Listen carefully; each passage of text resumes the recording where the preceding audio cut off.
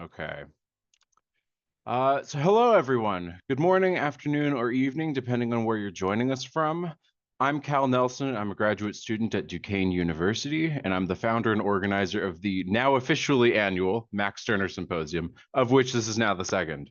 My remarks will be largely procedural today. I wanted to mention to everyone that the panels today will be recorded and uploaded afterwards by the request of the people that weren't able to make it today. All the presenters have been informed of this and have consented, but if you are a presenter and have changed your mind, please let me know as soon as possible so I can stop the recording for your part of the panel. As well, this year we decided to forego using Zoom webinar in favor of just regular Zoom meetings to provide for more dynamic question and answer periods. But with that change, we lost some of the guardrails and moderation tools that came with webinar.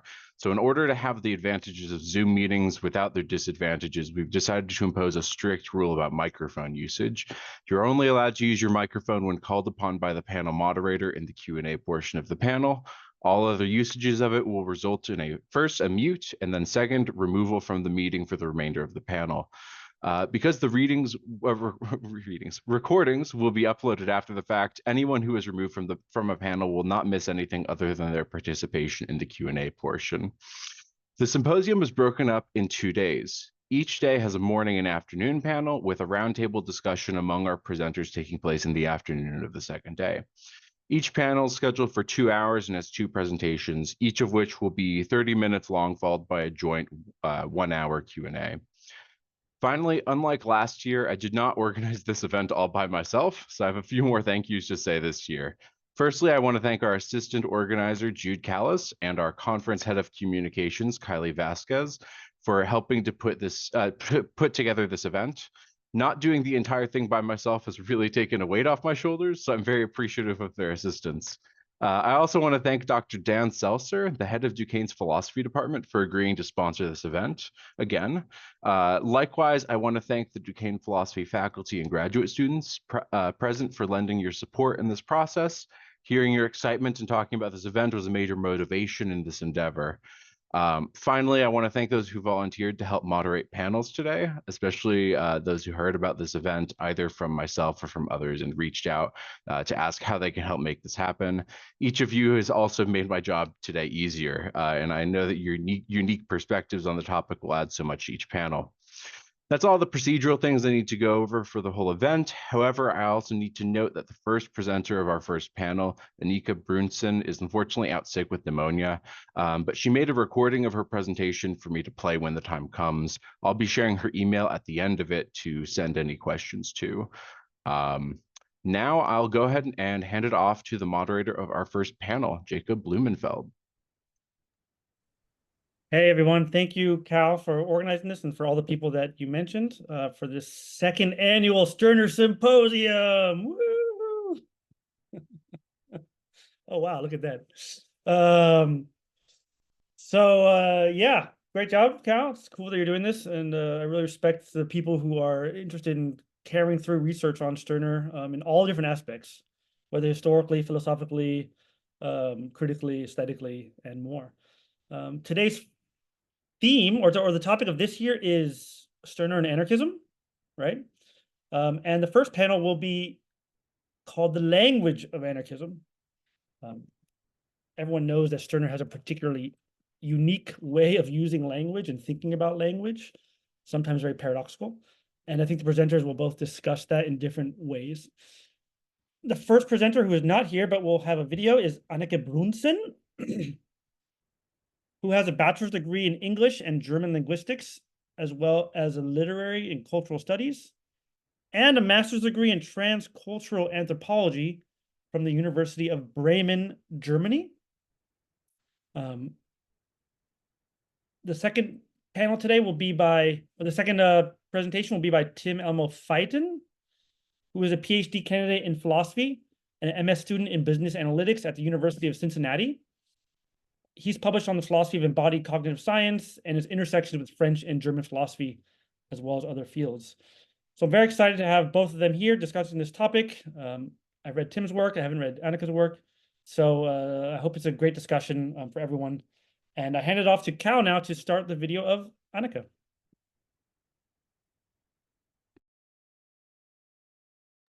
Can everyone see the screen? Cool. Okay, I'm going to start it.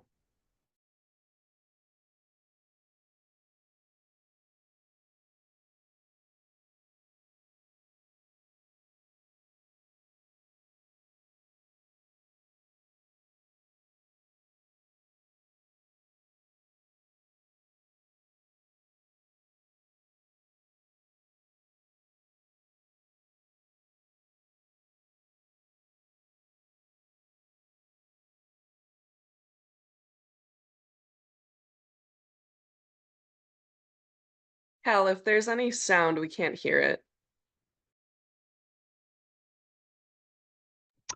Oh, well, that's a problem. Thank you for letting me know. Share sound. Ah, that's a separate thing. Gotcha. Okay, we're going to start it again. First few seconds don't have any sound, so.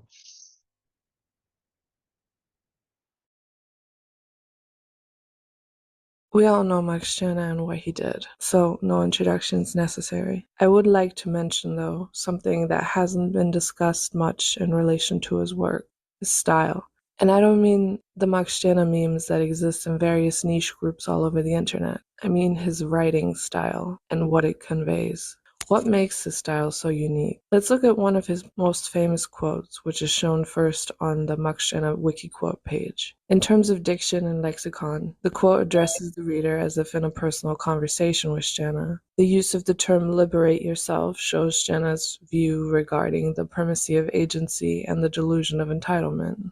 Saying, as far as you can, acknowledges individual limitations and therefore clearly highlights his concept of uniqueness. Using the term done your part conveys a message of personal responsibility. In terms of syntax and sentence structure, the sentence is very direct and straightforward. It shows a clear imperative being an imperative statement, and its simplicity enhances the directness and impact of the message. It seems almost as if his straight-to-the-point approach resembles a man who does not have time to linguistically beat around the bush. He does not waste time with long explanations or rationalizations. He simply says what he thinks, and this is quite unique. In terms of rhetorical devices, the sentence shows an antithesis and parallelism in repeating two dominant phrases. Both antithesis and parallelism are rhetorical devices which highlight contrast and balance. In brief, contrast and balance both work to highlight the opposition between ownness and social constructs. If one were to do a post-structuralist deconstruction of the quote, we would deconstruct the simplicity of the statement to find its complexity and ambiguity. But that's enough analyzing for now. Overall, let me first make the claim that Stirner's unique style highlights a rejection of unfreedom, but we all know that. It also highlights an almost uncaring attitude towards oppressive language, a term I use to express the way in which language is used to subjugate groups of people, trivialize or generalize meaning, and engage in the subjectivation of individuals. Unlike many of his contemporaries, Stirner stands out by crafting his discourse from a deeply personal perspective. It's almost as if he is in a conversation with himself. Stirner's approach to what I call oppressive language in this paper will be explored through a literary analysis and juxtaposition of his text with the writings of Frantz Fanon and Simone de Beauvoir, both philosophers with a similar approach, blending self-reflection, personal experience, and encouragement for liberation. Frantz Fanon's Black Skin, White Masks serves as an example in this case, because in a unique auto, ethno, and biographical way, he explored the psychological impact of colonialism on the individual, particularly focusing on the linguistic and cultural dimensions of identity. This is also an approach used by Simone de Beauvoir in her famous work, The Second Sex. These two texts serve the juxtaposition and analysis of approaches to oppression and oppressive language, as they are similar in intention and similar in their view of liberation. Let's explore the ways in which feminist and postcolonial theory has approached the topic of liberation. Much of feminist literary criticism is committed to exposing what might be called the mechanisms of patriarchy. According to Peter Barry in his 2017 edition of Beginning Theory. He describes the common linguistic approach of feminist critics as combative and polemical. However, he also speaks of a mood change which occurred after the 1980s, where first, feminist criticism took a turn into an eclectic realm, where critics started drawing on other forms of criticism like Marxism or structuralism. Then came the more explorative approach, focusing less on attacking male versions of female representation and more on reconstructing the lost and suppressed records of female experience. In response to this type of criticism, critics then began rewriting narratives and reconsidering language altogether by, number one, utilizing new feminist lexicons like Bell Hooks in her 1981 book, Ain't I a Woman?, where she uses the term imperialist, white supremacist, capitalist patriarchy. Number two, changing naming conventions, like in Kate Bornstein's 1994 Gender Outlaw, where the term MX is first used. Number three, by utilizing utopian narratives, like Marge Piercy's Woman on the Edge of Time, which takes place in a world where words like mother or daughter are replaced by parent and child, as well as number four, by reclaiming or redefining words, like the word vagina, which is removed from the realm of stigma and taboo, and elevating it to a position of liberation in the Vagina Monologues by Eve Ensler. Feminist literary styles also encompass a variety of linguistic approaches unique to feminist writing, including language play, which involves the creation of new terms, such as the use of her story instead of history, to challenge the male-centric language prevalent in historical narratives, and non-linear narratives like in Jean Rye's Wide Sargasso Sea, written as a prequel to a famous piece of literature which provides a feminist perspective on a fictional marginalized character. Postcolonial criticism utilizes similar approaches in fiction and nonfiction writing, such as number one, decolonizing literature, or writing against culture, as with Chinua Achebe's 1958 novel Things Fall Apart, which serves as a subversion of colonialist perspectives by strictly focusing on the marginalized perspective.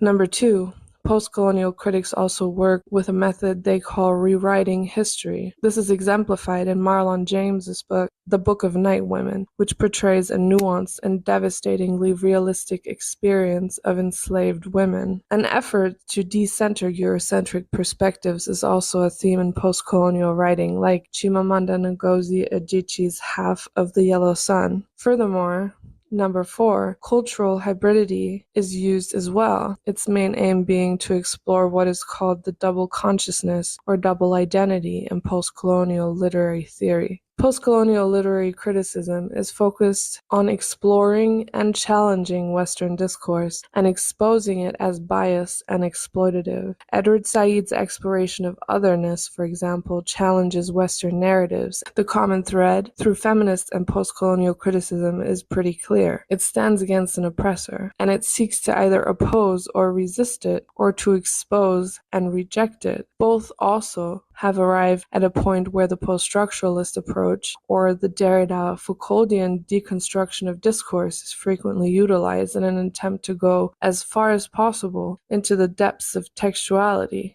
and signification, and their contradictions and false binaries. Furthermore, the developmental stages of feminist and postcolonial criticism run pretty much parallel. In order to approach this attempt to analyze and juxtapose Stirner's approach and de Beauvoir and Fanon's approaches, I have decided to focus on the structure of all three texts, as well as briefly analyzing the introductory and concluding chapters of each book as they align most with the autoethnographical or biographical approach. At first, let's look at the structural similarities and differences. Black Skin, White Masks by Frantz Fanon follows a logical development that traces the psychological impact of colonialism and racism on the individual, particularly focusing on the experiences of the Black man. The first chapter explores the impact of language on the identity of the Black man. The next two chapters explore the dynamics of interracial relationships and the complexities of love and desire in the context of racial and colonial power dynamics. Chapters 4 and 5 then set out to dissect the so-called dependency complex of decolonize,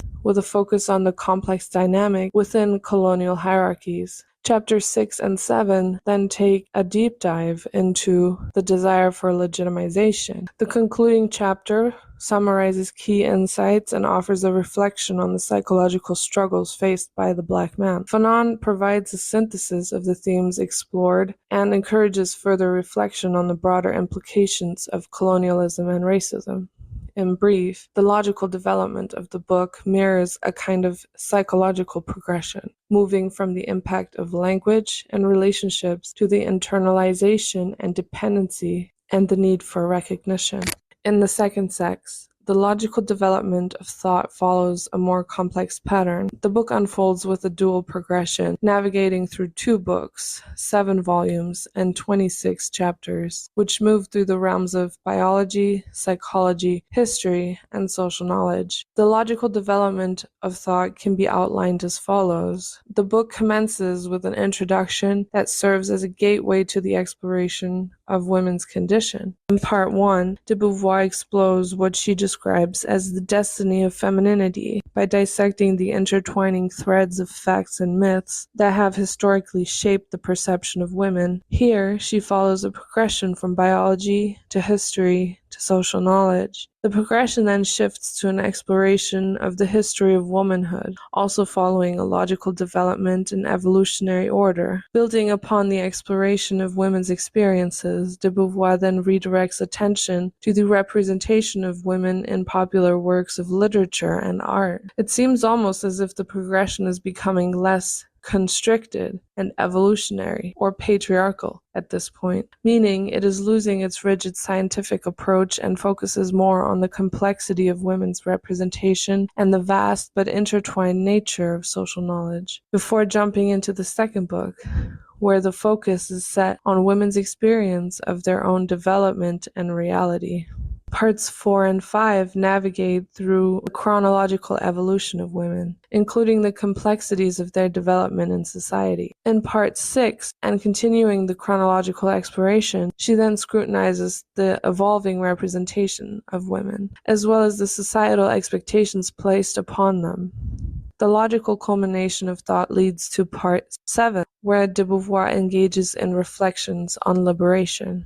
In essence, the second sex unfolds with a dual progression which intertwines thematic exploration with an evolutionary and later chronological examination. Max Stirner's The Ego in Its Own unfolds in a similar way. The book is divided into different parts, each contributing to the development of Stirner's unique philosophy. In his preface, or introduction, titled All Things or Nothing to Me, Stirner takes a very unique structural step.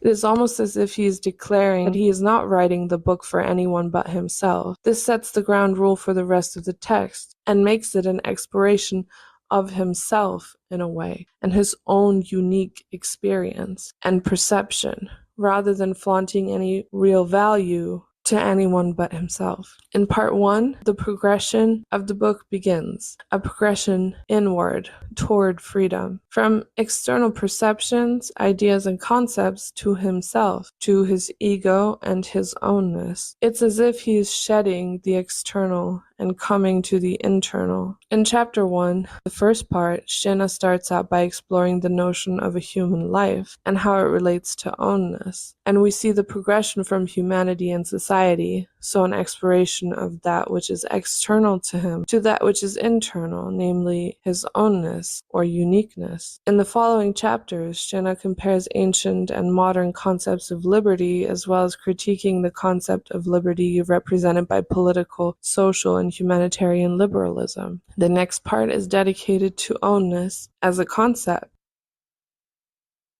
I will now look at the introduction and conclusion of each book in terms of style. Frantz Fanon's Black Skin, White Masks exhibits a distinctive style marked by a clear binary, the strategic use of rhetorical devices, and the employment of vivid language in anecdotes. Fanon employs clear binary oppositions to emphasize the stark divisions between racial identities. In the introduction, he boldly states, "The white man is locked in his whiteness, the black man is locked in his blackness. The concise and direct expression underscores the perceived trap imposed by racial categorization. He further accentuates the divide with statements like, some whites consider themselves superior to blacks, and the black man wants to be white. The white man is desperately trying to achieve a rank of man. Another binary would be that of dependence and independence. He highlights the complex interplay of these concepts, asserting that the black man must navigate a dual struggle, which the privileged white man does not have to navigate. Repetition serves as a rhetorical device in Fanon's work. It reinforces key ideas and conveys the cyclic nature of racism. For instance, the repetition of the statement, the white man is locked in his whiteness, the black man is locked in his blackness, creates an emotional resonance that underscores his perceived inescapability of racial identities. In the conclusion, Fanon employs repetition with phrases like, there is no black mission, there is no white burden, and a series of statements beginning with, I have not the right as a man of color. This repetition reinforces the limitations imposed by racial categorizations once again. Fanon employs vivid language in anecdotes to convey the severity of personal experiences and delineate a clear break between personal and cultural realms. For example, he vividly recounts an incident where he was prompted to comment on an article that likened jazz music to cannibalism. He uses this example to highlight the absurdity and racism embedded in such comparisons.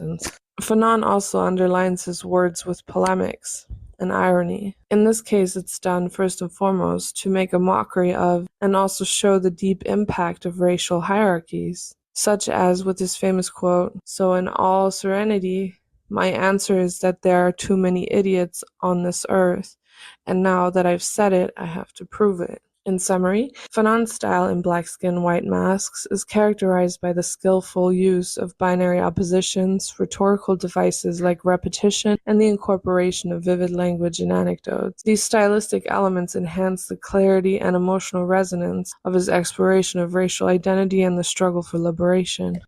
Simone de Beauvoir's The Second Sex is a massive thought project that combines a complex structure with a distinctive style. First of all, she makes use of literary allusion to support her arguments. The tone is analytical yet reflective. De Beauvoir maintains a critical perspective on societal norms that challenges preconceived ideas about women's roles in society. She introduces clear binary oppositions in her exploration of gender dynamics, emphasizing the societal distinctions and expectations placed upon women relating to men.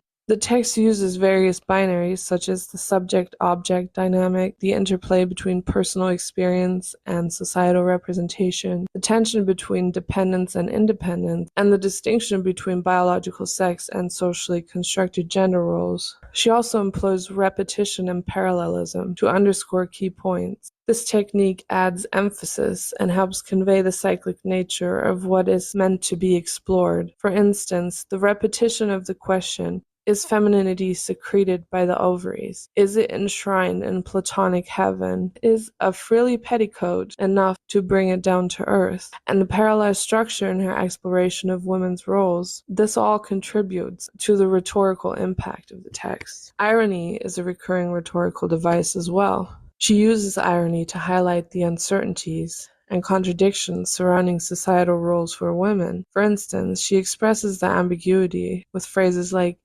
it's hard to know any longer if women exist, if they will always exist, if there should be women at all, what place they hold in this world, what place they should hold. She maintains an analytical tone throughout the text, as she is, of course, offering a rigorous examination of philosophical and sociological concepts. However, she interweaves this with vivid personal experiences.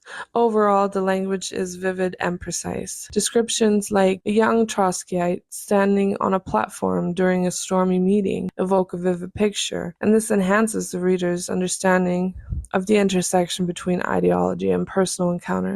She also enriches her arguments by drawing on philosophical and literary concepts. In summary, her style is marked by clarity, in presenting binary oppositions, the effective use of rhetorical devices, and a nuanced blend of analytical rigor and personal engagement. The text's richness is also further amplified through vivid language and literary allusions. Max Stirner's The Ego in Its Own is characterized by a similar but distinct style, as it employs clear binaries, rhetorical devices, and assertive language to convey its philosophical arguments. Stirner establishes a clear binary as well between the ego and the other. The statement, "shame on the egoist who thinks only of himself," for example, underscores this approach. Stirner also merges the conceptual and personal realms by emphasizing the transition from abstract ideals to personal experience. The shift from the conceptual question, "what is man?" to the personal question, "who is man?" highlights this rejection of collective abstraction in favor of individual self-realization. Stirner employs irony provocatively to challenge conventional wisdom. The example of the sultan sacrificing himself for his people serves as an ironic commentary. The use of parallelism is evident on a large scale throughout the text as well, particularly in the chapter "All Things Are Nothing to Me." Stirner repetitively references different causes, emphasizing their insignificance and showing the smallness of such concepts in comparison to the uniqueness of the individual. Stirner's assertive language starts with the title of the introduction itself and also ends with that very statement in the conclusion. The constant use of I, me, and mine reflect both assertiveness and a sense of humility that points out the importance of individual identity, but also the respect for other individuals whose individuality is flourishing. Stirner utilizes declarative language. This feels like a rejection of the validity of linguistic authority, and this is evident in statements like, "I am the owner of my might." Another interesting aspect of his writing is that many of the paragraphs in the text lead to an assertive expression. Stirner's style also includes a critique of his contemporaries, such as Marx, Engels, Bauer, Feuerbach, and Hegel. His rejection of Marxist and Hegelian dialectics, as well as his focus on the experiential aspect of egoism, sets him apart. In conclusion, the style of The Ego in Its Own is characterized by clear binaries, provocative and rhetorical devices, assertive language, and a rejection of conventional philosophical discourse. Now I will conduct a post-structural analysis of the three texts. First of all, Black Skin, White Masks reinforces binary oppositions, such as black, white, colonizer, colonized, and self-other. On the one hand, he reveals their constructed nature and explores the ways in which they contribute to the oppressive structures of colonialism and racism. But on the other hand, he demonstrates how devastating these binaries are to colonized people.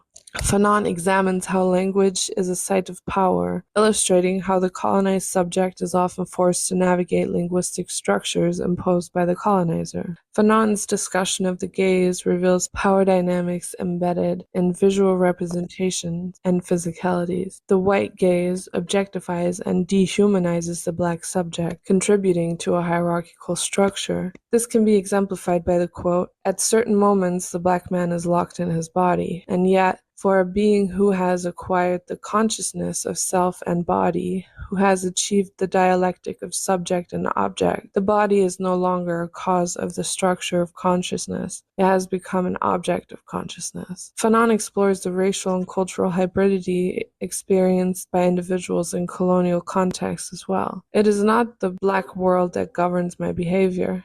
My black skin is not a repository for specific values. The starry sky that left Kant in awe has long revealed its secrets to us, and moral law has doubts about itself." Further, he reveals the discursive practices that support racism by analyzing the works of other philosophers and psychoanalysts. Now let's look at Simone de Beauvoir's work. At its core, the text engages in a simultaneous reinforcement and deconstruction of binary oppositions like self-other, immanence, transcendence, subject-object, and dependence-independence. An example of this could be the following statement. Speaking of certain women, the experts proclaim, "They are not women, even though they have a uterus like others. Everyone agrees there are females in the human species. Today, as in the past, they make up about half of humanity. And yet we are told that femininity is in jeopardy. We are urged, be women, stay women, become women."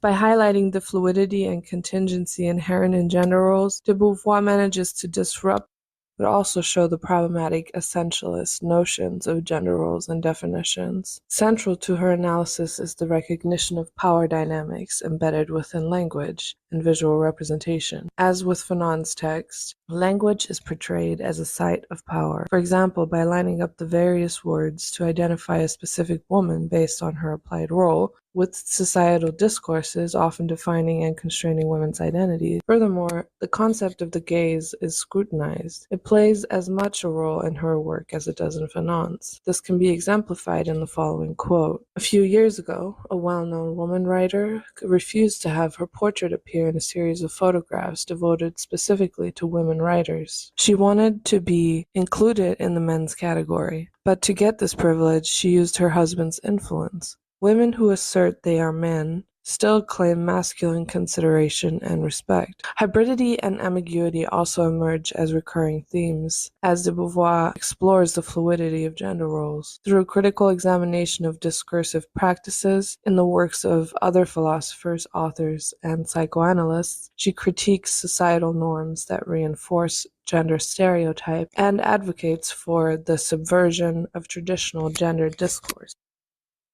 A post-structuralist analysis of Stirner's The Ego and Its Own involves examining how the text challenges fixed structures, deconstructs binary oppositions, and explores the fluidity of individual identity. Stirner goes further, in most regards, than de Beauvoir and Fanon. He does this by not only challenging specific definitions, but in a very anti-essentialist fashion, obliterating the notion of universal truth or absolute values altogether. His way of doing so is quite unique, as he speaks only of himself, frequently refers back to his own thought, and declaring his freedom. Stirner's deconstruction of the conceptual and the personal, with his frequent referencing of his own agency, challenges traditional distinctions between abstract concepts and personal experiences. In contrast to de Beauvoir and Fanon, Stirner explores language as a tool to assert his unique perspective. But this is not a clear statement. He doesn't encourage, nor does he advocate. He simply speaks of himself, and we are invited to witness it, as with the following quote. They say of God, names name thee not. That holds good of me. No concept expresses me. Nothing that is designated as my essence exhausts me. They are only names. Likewise, they say of God that he is perfect and has no calling to strive after perfection. That too holds good of me alone. His discursive approach has several layers, one of them being his innovative use of language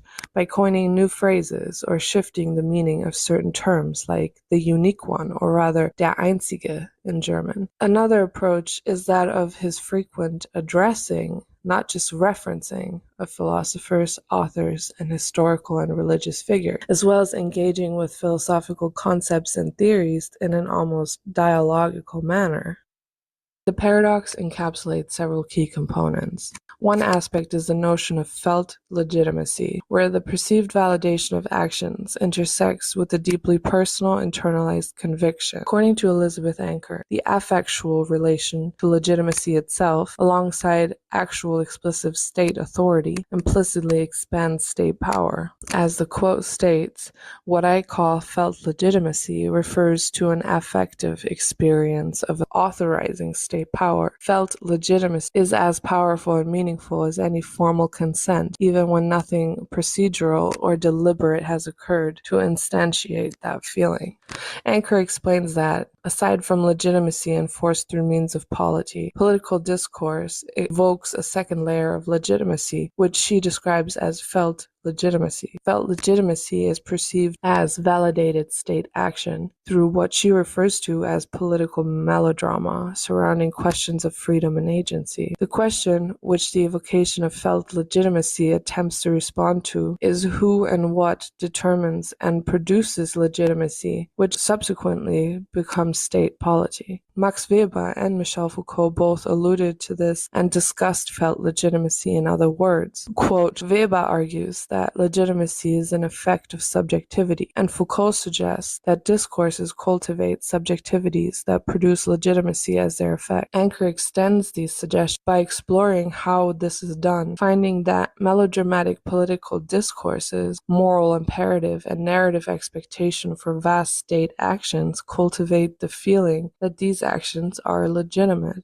Additionally, the ambivalence of truth further complicates the pursuit of legitimacy. Truths, whether personal or cultural, are not always clear-cut and can be contested or manipulated in the pursuit of liberation. This ambiguity adds layers of complexity to the paradox as individuals navigate competing narratives and interpretations. Consider here a Lacanian evocation of the dangerous ambiguity of truth. Here, he subjects Cartesian logic to a Freudian analysis in the following quote, "What the I think is directed towards, insofar as it lurches into the I am, is a real, but the true remains so much outside that Descartes then has to reassure himself of what, if not of an other that is not deceptive, and which shall into the bargain guarantee by its very essence the basis of truth, guarantee him that there are in his own objective reason the necessary foundations for the very real, about whose existence he has just reassured himself,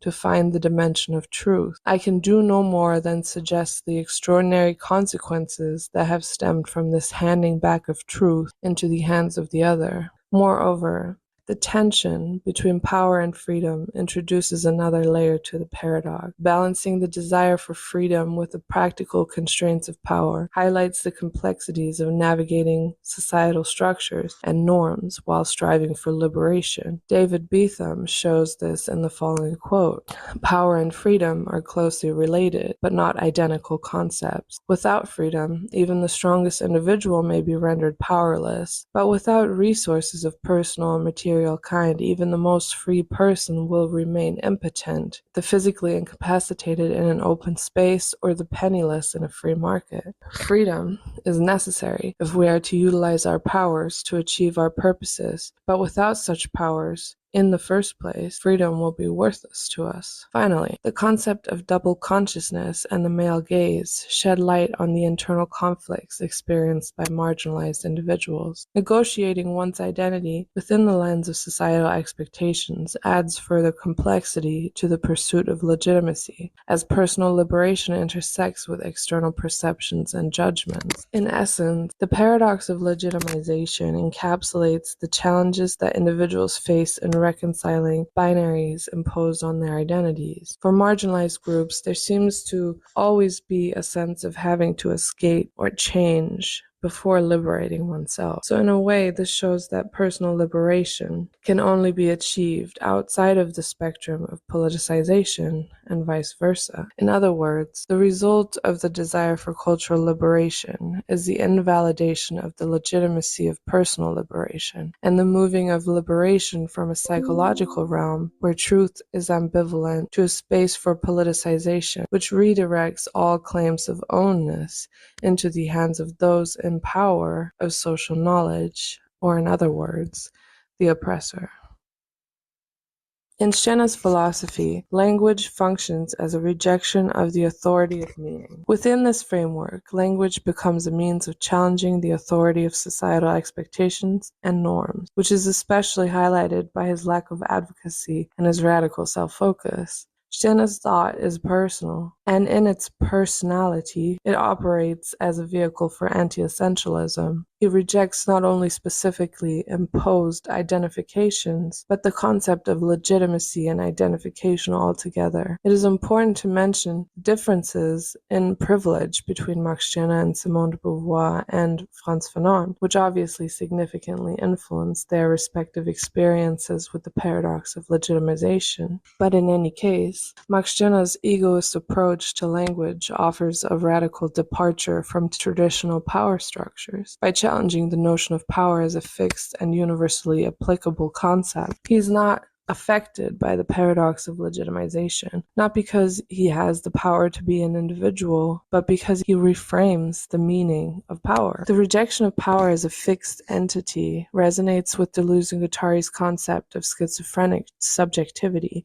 which highlights the fluid and multiple nature of subjectivity. Moreover, Stirner's dialectic of power treats power as a thing in itself, while also framing it as something useful. Stirner introduces something like a concept of felt power, which exists as an alternative for felt legitimacy. This felt power can be framed as a kind of delusion of grandeur. This, of course, underscores the subjective nature of power dynamics. This concept is rooted in the perspective of power and its relationship to desire as a productive force, which is engaged in a constant negotiation and navigation of power dynamics within the framework of schizophrenic subjectivity. Additionally, Stirner's emphasis on the self over culture does not imply a rejection of culture, but rather a fluid engagement where culture becomes a space for self-expression. Again, there is a relation embedded in this perspective which resembles Deleuze-Guattari's concept of nomadic subjectivity, where individuals engage with culture in a constant state of becoming, which is detached from rigid constraints of fixed cultural identities. In conclusion, Stirner's egoist approach to language opens up new possibilities for understanding and navigating power dynamics. However, Stirner's exploration of the liberation of language is not rooted in advocacy for broader societal change. Rather, it centers on the recognition of the individual's power to reclaim language or to have language, to own language for personal expression. His self-focused philosophy, which is devoid of broader cultural or societal concerns, distinguishes him from those who seek legitimacy. It is my claim that by doing so, Stirner avoids the paradox of legitimization, a subversion which could be uniquely useful to both feminist and postcolonial literary criticism and liberation.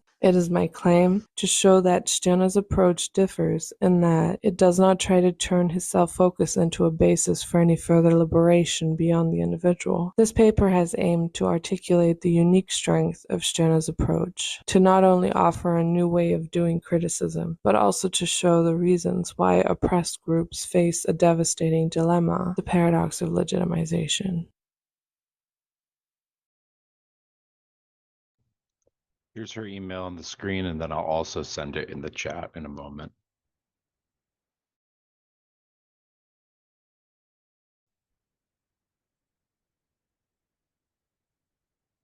Wow, thank you, Aneka Brunßen. Very interesting, very rich talk. I can't help myself. I'm going to ask one question to the void. So if you're watching this, and this is the question. The analysis shows clearly how Fanon and de Beauvoir use personal stories and their personal experience to express their critiques. Stirner is really focused on himself, right? On the I, on his I. But his book doesn't have so many personal stories from what I remember. So it'd be interesting to see why, is the ego in its own, is the unique in its property really a personal book or not? That's my question. But if no one else has any immediate thoughts, then we're going to move on to our next speaker, which is Tim Elmo Feiten. The title of this talk is called At the Limits of Language, Max Stirner's Unique One in Light of American Pragmatism and Analytic Theories of Meaning. After you. Hi, thank you very much. I'm going to try to share my slides. Second. I think, can you allow me to share my slides? It's disabled by the host, apparently. Yes, let me see.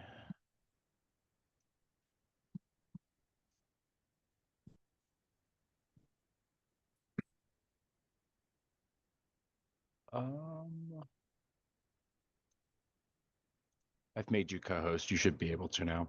Thank you very much. Okay. let's see here. Can you see my slides? Yep. Fantastic. Thank you so much. And thank you so much, Cal, and everyone else for organizing this. I think it's really great that we have a Anglophone context for discussing Stirner nowadays. It's exciting. And I want to apologize because I think my talk is interesting, but I don't think it is well worked out. So this is basically, I'm presenting something that is a research project that I would like to do. But there's a lot of work that needs to be done that I am only waving my hands at here. But I hope it will be interesting. So, and I think it does several things. So one of the things about language in Stirner is that sometimes he criticizes a lot of the philosophical language that was sort of available at his time, and then arrives through kind of a negative method of chipping away at all the ways that the concepts of his contemporaries don't really satisfy him. He ends at expressions like a creative nothingness or the unique one, and then tries to explain all the things that the unique one isn't. And sometimes that is difficult to understand. I feel like maybe it's because I'm not really a full-time expert on the 19th century. It's not even helpful for me to try to understand that in the context of his time. So I thought maybe there are some resources from elsewhere that we can use to think about what Stirner does with language. And I think that there's some stuff from analytic philosophy in the 20th century that actually makes parts of Stirner's philosophy of language relatively clear. So that's nice. And part of what the talk does is just give us a way of explaining what Stirner does that is an alternative to comparing it to Hegel or something like that. And I also think that because Stirner's philosophy of language is close to a pragmatist approach to truth in some ways, that Stirner could function to radicalize some views on pragmatism. Specifically here, I target Richard Rorty, which maybe wasn't a great idea because I'm not an expert in Rorty's work, but I hopefully suggest some interesting points of connection. So, okay, this is what I plan to do. But first, I want to just talk a little bit about the role of language in Stirner compared to other ways of thinking about language and how it is related to anarchism as a project of emancipation. And then the two main blocks are reading Stirner on language through analytic philosophy, and then radicalizing Rorty, where my basic idea is that even though Rorty endorses a pragmatist approach to truth, he doesn't really use the same approach for choosing between different philosophical theories. So when he talks about the fate of epistemology in modern philosophy, he endorses theorists. I might be wrong about this, but it seems to me that he endorses theorists due to relatively traditional notions of the philosophical merit of the theory. So, I mean, you could say that it seems that one theory is true or better than another theory in some way, where it is superior because it corresponds better to what the world seems to be like, how language seems to work, and how our minds seem to work, and so on. And I think that instead of that, pragmatists could take seriously the idea that the choice between different philosophical theories is also something that we could do according to utility. But I'll go into detail later. So basically, what I want to do first is to situate Stirner's approach to language and the role that language plays both in our subjugation and also in our hopefully possible emancipation, between two extremes, which are, on the other hand, also two sides of the same coin. I think John Zerzan and Jacques Lacan. So Zerzan is a primitivist anarchist who thinks that language, myth, religion, and art, thus advanced as deeply political conditions of social life, by which the artificial media of symbolic forms replaced the directly lived quality of life before division of labor. And he thinks that grammar is the invisible thought control of our invisible prison. With language, we have already accommodated ourselves to a world of unfreedom. So he thinks that very basic structures of civilization are fundamentally oppressive, and he thinks that language is tightly linked to those, alongside myth and religion. So there's kind of direct resonance with part of Stirner's very encompassing critique of the role that language plays in our oppression. But the problem is that for Zerzan, this link between language and oppression isn't something that is maybe historically contingent or that depends on how we relate to language, but he thinks that's just how language works. And in order to empower or emancipate ourselves, we actually have to abolish language, which is quite an extreme proposal. And then on the other side, you have Jacques Lacan, who also thinks, I mean, I'm not a Lacan scholar, but I'm relying here on people like Zizek or people who have introduced Lacan into anarchist debates, like Saul Newman, according to whom language or the symbolic in Lacan is tightly linked to the structures of authority, like the family and the father, but also the state. And the idea here is that the symbolic order contains the so-called big other, God or something like God, which watches over me from beyond, or a cause that involves me, like freedom, communism, or the nation, for which I'm ready to give my life. So we can see here very strong resonance with Stirner's critique of what he calls fixed ideas, these concepts that we have and that we think of and that sort of in our psychological structure are registered as being more important than our own lives. And likewise, Saul Newman says that we live in a symbolic and linguistic universe, and to speculate about an original condition of authenticity and immediacy, or to imagine that an authentic presence is attainable behind the veils of the symbolic order or beyond the grasp of language, is futile.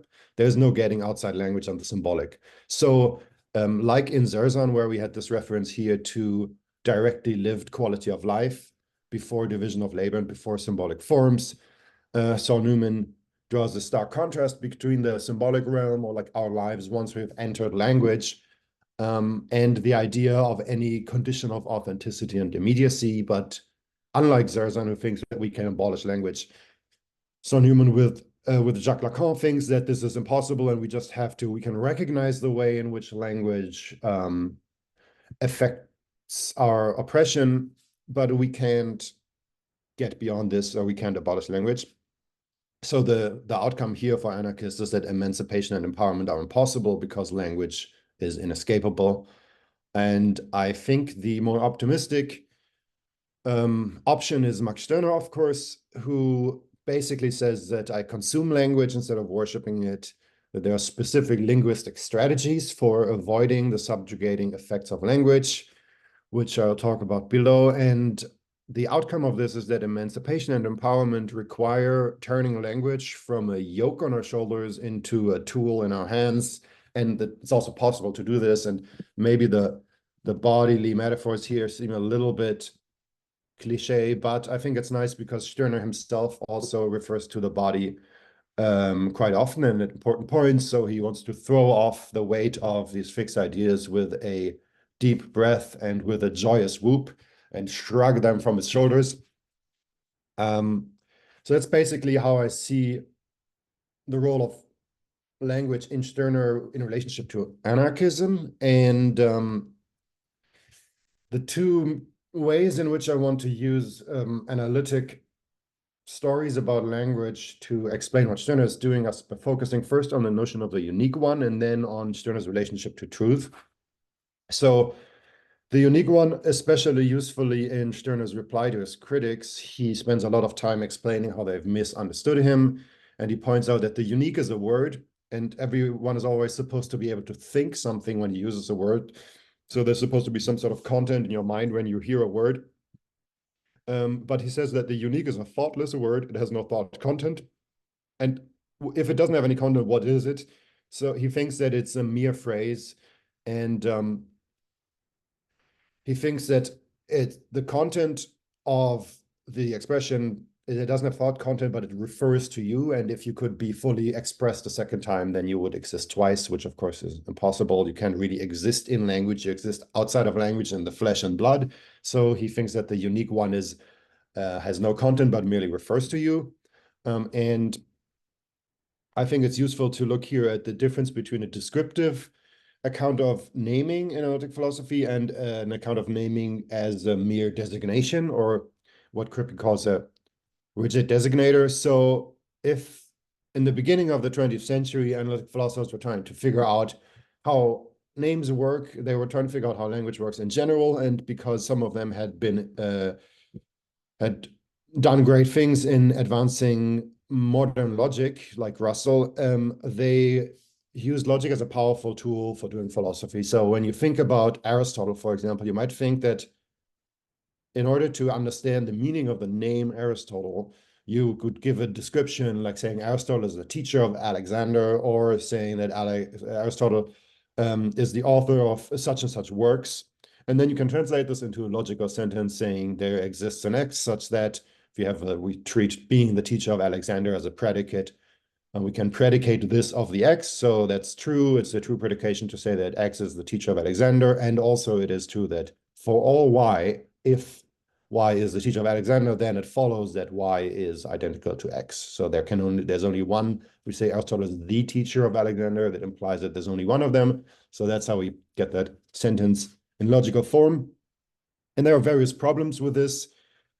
A lot of them are about the intentions of a speaker. If someone's trying to refer to Aristotle but says something that's not actually true, then a logical interpretation might lead us to conclude that they're actually referring to someone else without knowing that. And some of that is unappealing as a theory of naming. So Saul Kripke came up with an alternative account, which was also important for analytical philosophy in general, for reasons that I will mention later, where basically he says that instead of thinking about descriptions at all, we should think of names as rigid designators, which means that they refer to the same individual in every possible world in which that individual exists. So there might be a possible world in which Aristotle wasn't the teacher of Alexander, but the name Aristotle still refers to that individual in that world. And why I think this is useful is because when Stirner says that the unique one doesn't have any thought content, what he's saying is very similar to saying that there's no descriptive content, or there's no possible description that could be given in order to fix the meaning of the unique one when we use it to point at someone. And instead it is a mere designator, in the sense that Kripke uses, if you bracket for a moment all the stuff about possible worlds. But some more quotes to show why I think this is useful. So Stirner says that only when nothing is said about you and you are merely named are you recognized as you. So he thinks that this is important. I know that I wonder whether there's actually any connection here to recognition and Hegel, because I know that a lot of people are very interested in that notion. I don't know enough about that to comment on that, but it might be interesting, because Stirner thinks that in order to be recognized, it's important that nothing, you could also say that nothing is predicated about you, or that you are not described, but they are merely named, which is to say that you are merely referred to. And this problem of description is closely tied to his critique, what we might call a critique of ideology. So he thinks the ways in which we have usually described people is as a human, as a Christian, as a man. And all of these, of course, come with conceptual content that isn't merely descriptive, but is tied to these normative systems that impinge as prescriptions on our lives, even when they aren't presented as such. And in order to free ourselves from all of these demands and these often oppressive concepts of ourselves that we internalize and that function to constrain our self-actualization, we have to change the way that we use language to refer to ourselves. So I think that this move that Stirner makes from concepts like man, Christian, German, citizen, and so on, towards the unique one as a phrase that has no thought content, we can explain this very well by using this contrast from analytic philosophy between a descriptive account of naming and an account of naming as mere reference or designation. And to Stirner, it's also important here that you don't exist anywhere else except in the flesh. You don't exist a second time. So if you can, even though you maybe can be described in language, you exist outside of language in the flesh. Which I think it's important to emphasize this, because there are other philosophies that I'm thinking of the combinations of Stirner and French thought from the second half of the 20th century which often emphasizes discourse and the text in ways that can make it seem as if there's no getting outside of those discussions, and there's no in the flesh that is kind of somehow purely outside of language. And I think Stirner thinks that in important ways, there is a world available to us whenever we open our eyes that is not linguistic in some sense. And basically the outcome of this is that the unique one refers to a person without predicating anything of that person. And having a word that we can use as a pure reference basically allows us to avoid the way in which descriptions are tied into these ideological structures that Stirner describes very nicely, this transformation in the 19th century from symbolic structures that are of religious nature and that prescribe how we should live to secularized versions of the same normative structures that we internalize. And then now we feel bad because we're not good humans or not good citizens, where before we would have made ourselves feel bad because we are not good Christians. And the second example is Stirner's account of truth, which I think is very close to what pragmatists have advocated as the best way of thinking about truth. So Stirner, very broadly in what he's trying to do in the book, is he's rejecting all these other causes that are supposed to be his concern. He's supposed to orient his life toward God's cause and the cause of humanity, truth, freedom, humanness, and justice. So I think it's important here that truth is listed in one of the, this is like the pantheon of fixed ideas, right? These notions that are supposed to be more important than your own life and that we are supposed to dedicate all our efforts towards. And instead, of course, he wants his own cause to be his affair. His affair is neither the divine nor the human. It's not the good, the true, the just, the free, etc., but it's only himself. It is the unique as he is unique.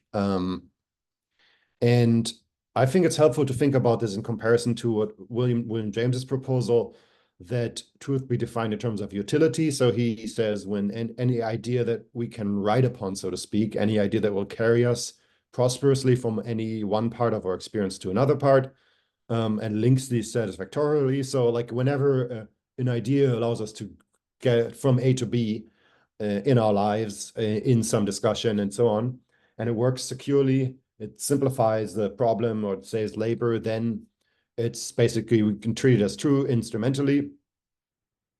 It is true insofar as it works for us. This he calls the instrumental view of truth. And that is a very common way to describe how pragmatists think about truth. And I think that this is basically also what Stirner does, perhaps talking about it in a more blunt and radical way than most pragmatists. So Stirner says that thinking has become free, but in that process has established a lot of truths to which I am supposed to submit. So when philosophy seeks to complete itself in a system, or the state seeks to complete itself in the rational state, this is to my personal detriment, because I have to bow down before these systems, just as I have to bow down before the human being or the human essence found by anthropology. And instead, he wants to pursue his own enjoyment. So he thinks that we often forget to enjoy life, and what it means to enjoy life is using it up, just the way that a candle burns. A candle burns by using itself up, and that's how we consume life and ourselves when we enjoy it. And the problem with thought, of course, is that when we can't get rid of a thought, when we are a slave to language or to a human institution, we get tyrannized by language or the word, and it brings up against us a whole army of fixed ideas. And the way to defeat this army is by thoughtlessness. So really what we need isn't the freedom of thought, but freedom from thought. And when we gain the ability to let go of thoughts, then we reach the point of consuming language as our property, which I think is kind of a good summary of Stirner's approach to language and truth in a sort of pragmatist vein. We want to consume truth as our property. And how this works is that you raise yourself above truth and above truths in the plural and their power. So you treat them as common and indifferent as other things. They don't thrill you or inspire you with enthusiasm, but instead you sing as the bird sings that lives up in the tree, and kind of fly on your wings above the different truths that are available in the world. And there's also a specific way in which this resonates with how Stirner talks about texts. So he says that all these injunctions about what to do with the Bible were, we have to respect the Bible in specific ways. And this also means that someone who criticizes the Bible or passes judgment on it in the wrong way becomes a criminal. And this, of course, is tied closely to the history of the young Hegelians and the intellectual context in which Stirner developed all these ideas, where people who were originally getting PhDs in theology or were lecturing in theology lost their jobs because they were subscribed to the idea that maybe Jesus wasn't a historical figure and other stuff like that. And their ideas became more radical because their job chances got worse and vice versa. And Stirner says, in direct defiance sort of this this threat to employability, he says that the child who tears the Bible up or plays with it, and the Inca Atahualpa who lays his ear to it and scornfully throws it away when it remains silent, they judge just as correctly about the Bible as the priest who praises the word of God in it, or the critic who calls it a work of human hands. And he says, basically, we can treat things as we want, to our heart's content, and what other people consider truths are just so many more things that we engage with in our lives and that we consume for our enjoyment. He says that truth is dead, a letter, a word, a material that I can consume. So he is against the idea that truth by itself is alive or valuable in any way. It is alive only in the same way that my lungs are alive, namely to extend my own vitality. And then in another quote, he says that truth is to him nourishment for his thinking head, like the potato for his stomach. It's very nice. So we treat truth as something that is might be useful to us. If we are hungry for truth, we can consume it, and if not, we can leave it be. There's also an interesting passage here that I just want to mention, where he says that some people think, by proclaiming that there's no absolute truth, but instead pointing out that, for example, each time period has its own truth, that they have offered like a transient critique. But he points out that when you do that, when you say that every time period has its own truth, that you are still holding on to a notion of truth that is very similar to the idea of the absolute truth. It's just that you have different ones for each time period, which is interesting because I think that, for example, the notion of epistemes works a little bit similar to what Stirner is criticizing here, but that's kind of a detour. So to summarize why I think that Stirner gives us a pragmatist account of truth, or a radicalized pragmatist account of truth, is that he thinks that truth does not exist independently of me as a relationship between language of the world, but instead it's something I consume and use in whatever way I desire, instrumentally. He wants to and thinks that we can break the hold of truth over us, and we can instead take a hold of truth. And for him, this pragmatic truth refers not just to sentences, but also to languages in general, beliefs and ideologies, or whole texts. And the way that he relates to the term truth is interesting, because it's not just a judgment we make about, like a logical judgment about a sentence, but of course it is strongly connected to the religious backdrop of all of these discussions in the 1840s, which means that the truth is important in a way that goes beyond logic and bleeds into religion, or is informed by this religious background. Okay. And now that we've seen a little bit of how maybe analytic philosophy can help us at least give an exposition of Stirner's thought in a way that is clear and useful, maybe not in this version, but in some future version clear.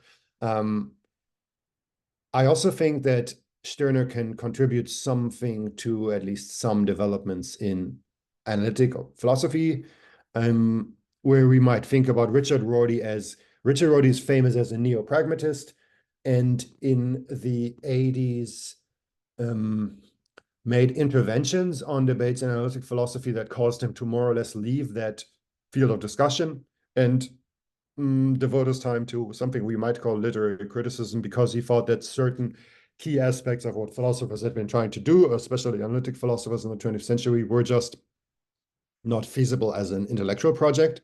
And a lot of his criticism is directed towards epistemology as the basis of philosophy. So when we say epistemology is the basis of philosophy, you might think, for example, of Descartes and the idea that when you want to philosophize in a rigorous way, you have to first start by questioning how you can know things and which things you can know at all. And you have to meditate on this first. So you write 6 meditations in which you very radically probe the foundations of your knowledge. So you do epistemology in order to be prepared to do any other philosophy at all. And Rorty thinks that this approach is basically doomed. And instead, he endorses a pragmatist view of truth. But to me, it seems that the way that Rorty chooses which philosophical theories to endorse is relatively orthodox. And I'm going to suggest whether or not Rorty actually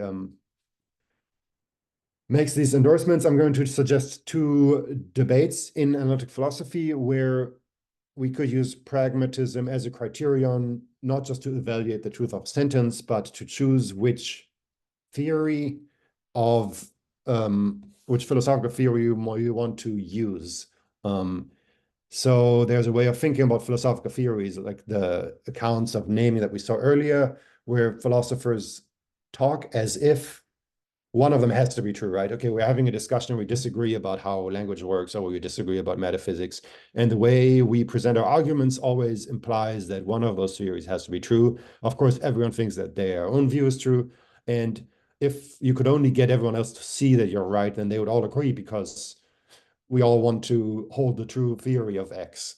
I'm not sure that that's always, I mean, we know that it doesn't really work, but also I'm not sure that that's adequate to the phenomena that we're theorizing about.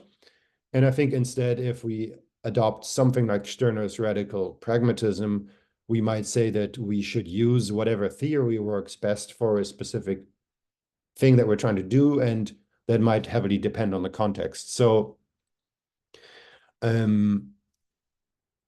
before I go into this, I should mention that the pragmatist view of truth that I gave you earlier from James, where we basically say that truth is just utility, is slightly different from what Rorty endorses, especially in this one of his most famous works, Philosophy and the Mirror of Nature, where he places an emphasis on the social nature of language. And he says that basically truth is whatever our peers will let us get away with saying. And this will come up. I will criticize a related phenomenon to this in a bit.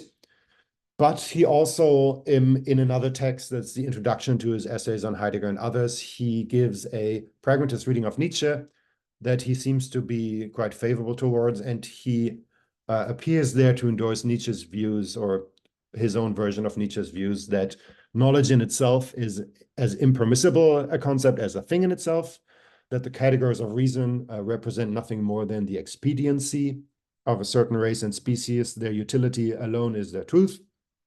And also that language is a set of tools rather than a set of representations. So there are several bits in here that resonate with the pragmatist reading of Stirner that I developed. So the idea that knowledge isn't something that exists in itself, or knowledge and truth, they are tools that we can use to do things, and that might be useful to us or they might not be. And my basic idea is that if we use this way of thinking for thinking about whether a sentence is true or not, we should apply the same measure to our philosophical theories and use this as a criterion for choosing between competing theories. So if you think back to maybe this is the wrong heading for this slide actually, but one area of philosophy where you might use this as a criterion is when you think about, so this is going to be like a superficial and hopefully not too faulty gloss over something that happened in the 20th century in analytic philosophy. People used to think that analytical truths are necessarily true and that we can know them a priori. We can know them before any empirical study of the world. And likewise, they thought that synthetic truths are those truths which are contingent on facts in the world, and we can only know them a posteriori, which means that after we have made some investigation of the world and how matters lie in the world. And Quine's essay, The Two Dogmas of Empiricism, was very influential in analytic philosophy because it dethroned both of these ideas. And especially by showing that there are certain problems with defining or explicating the notion of analyticity and the way that analyticity is needed to explain what necessity is and so on. This whole edifice, according to Quine, falls apart. And Rorty basically endorses Quine's critique of empiricism, and he also endorses Sellars' critique of empiricism and uses these two as two prongs with which to attack empiricist epistemology in general. And there is another very important occurrence in analytic philosophy in the 20th century, which is Kripke's Naming and Necessity. And this account of names as rigid designators that I summarized earlier comes from Naming and Necessity. And here he reinstated basically necessity and contingency, which had, after Quine's Two Dogmas, many people had thought that they'd fallen into ill repute, or they thought that they don't really work the way we thought, and we can't really use them to do reliable philosophy. But because of the structure of names and possible worlds that Kripke set up, necessity and contingency became useful and respectable tools for analytic philosophers again, and especially they were able to do a kind of metaphysics that had been shunned by many people in the interim. This is kind of the broad lay of the land, but Rorty follows Quine and follows Sellars, and in this quote here, Davidson, in their critiques of empiricism. And I think that the reasons, he seems to do that based on the strength of their philosophical arguments, which is to say, because their claims about philosophy seem to be true. And I think if we look at the outcome of these theories, there's a radical pragmatist stance you could take that would lead you to draw the opposite conclusion. So what he does is that he thinks that if we press Quine's and Davidson's criticisms of the distinctions between language and fact, or the distinctions between a scheme and a content far enough, then it becomes basically impossible for us to talk about the problem of how language hooks onto the world. So these questions about naming are one question about how language hooks onto the world. And a second big topic in these debates is about natural kind terms. So when we use a term like water or gold, how do we know which things in the world are being named when we say gold? And Rorty's solution to these debates is that he thinks if you adopt certain theories like those of Quine and Davidson and Sellars, that these debates just go away because you can't talk about them anymore. And I think maybe that should lead us to reject Quine rather than to reject the idea that language hooks onto the world. So this is just a recapitulation of these two accounts of naming. But if we think about this question of theory choice in the context of naming, Stirner gives us a very strong argument that is kind of driven by an anarchist impulse and an emancipatory impulse. He gives us a reason for adopting perhaps not really a theory of names, but a practice of naming that uses pure reference or designation. So that's similar to what Kripke does, except instead of proposing a theory of how we should think naming works in general, he's proposing this as a practice that we can use, or a tool that we can use in certain contexts. And I think that's a good way to think about it. And likewise, just because we think that we reject descriptive theories of naming for certain circumstances. So I don't want to define myself as a Christian or a man or a citizen or anything like that. There might be situations in which a descriptive way of pointing at a person is perfectly fine. So if you say Aristotle is the author of all the texts that have been collected in my collected works of Aristotle, then what I'm trying to do is I want to talk about the author of these texts. I don't care if there could be a possible world in which Aristotle didn't write these works and they were misattributed to him, but I'm not really, since I'm trying to discuss the content of these texts, I might adopt, in this case, a descriptive practice of naming because it's useful for doing what I want to do, even though it might not actually end up referring to Aristotle, the historical figure. And the second scenario for theory choice, where I think a radicalized pragmatism could be useful, is when we think about different theories of the mind. And here, 1 second, sorry.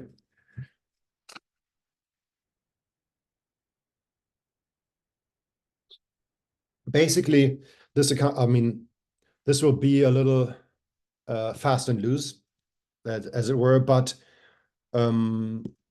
in Philosophy and the Mirror of Nature, Rorty attacks certain ways of talking and thinking about the mind that refer to some part of the mind as private and to an interiority.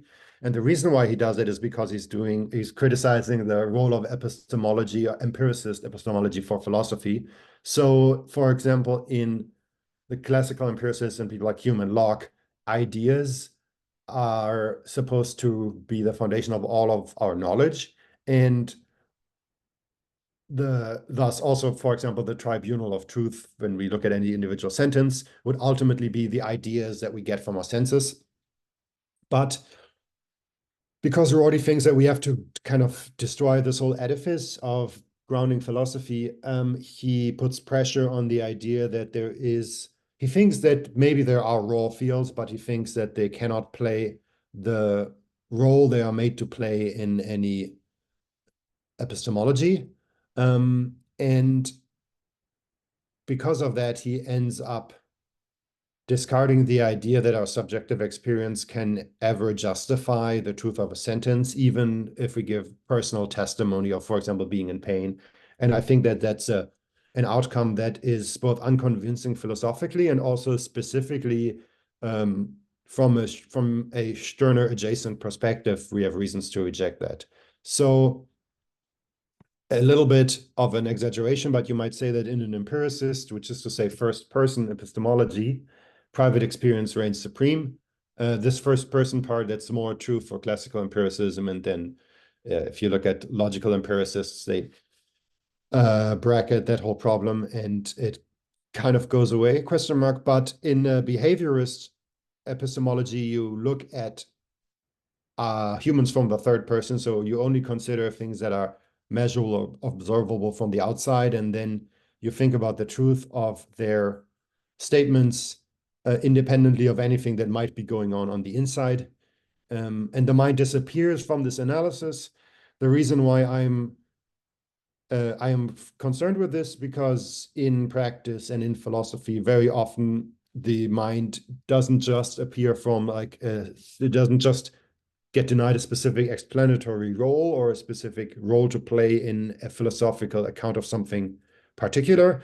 But a lot of people who are sympathetic to these kinds of views then also end up denying some part of the mind completely, and that part most often is subjective experience. And I think as a Stirner scholar, we have good reasons to push back against that. So one thing that happens for Rorty is that he thinks, when we say, for example, here in the middle of that highlighted passage, I have a pain, with Quine and Sellers, Rorty thinks that the reason that that's true is just because other people accept that it's true when we say it, so no one else would question that we are in pain when we say we are in pain. And that should be enough. For other people, it should be enough that there's no better way of finding out our inner states than from our reports. But he also says that it seems to be enough for us to know that our peers have this acquiescent attitude. So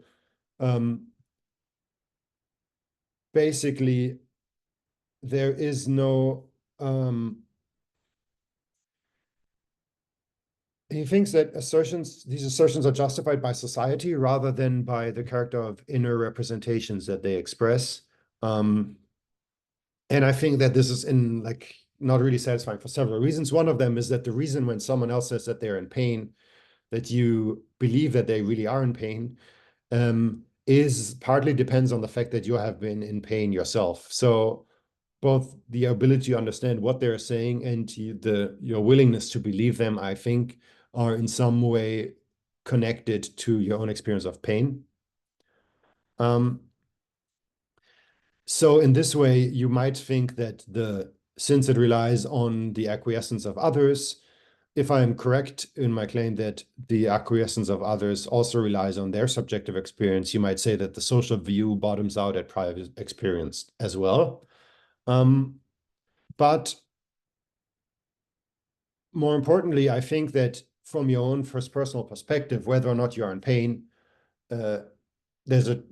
when you say I am in pain, you can intentionally lie or you can tell the truth, and whether or not you're telling the truth isn't determined by whether or not other people believe you. Like, that does not change the fact of the matter about whether I feel pain or not. And so much of why I think Stirner's philosophy is interesting and attractive is that there's a certain dignity to his account of ownness. So the idea and subjective experience, especially something like pain, seems to be very close to the center or at the heart of this relationship that you have to yourself. So I'm getting an interesting tension here when I read Rorty, and this idea that even saying that I am in pain should be evaluated purely through the way that my social environment negotiates negotiates whether or not I have the authority to make this claim. That to me stands in stark contrast with this appreciation we get from Stirner of how fundamental and direct and kind of unassailable my own relationship to my subjective experience is.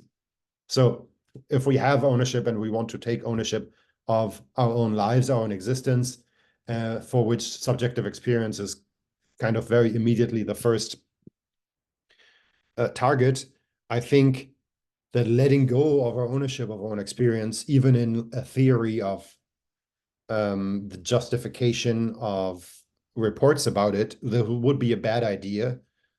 And it would be a bad idea, not just because I don't find it philosophically convincing, but I think that you might say this would have this account of how we should evaluate statements about our inner experience is likely to have a high negative utility personally, socially, and politically.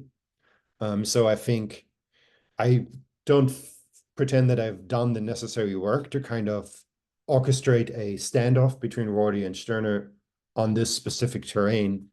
But I think that there's a very interesting question here, and that if Rorty really is committed to a pragmatist approach to philosophy, that a Rortian should consider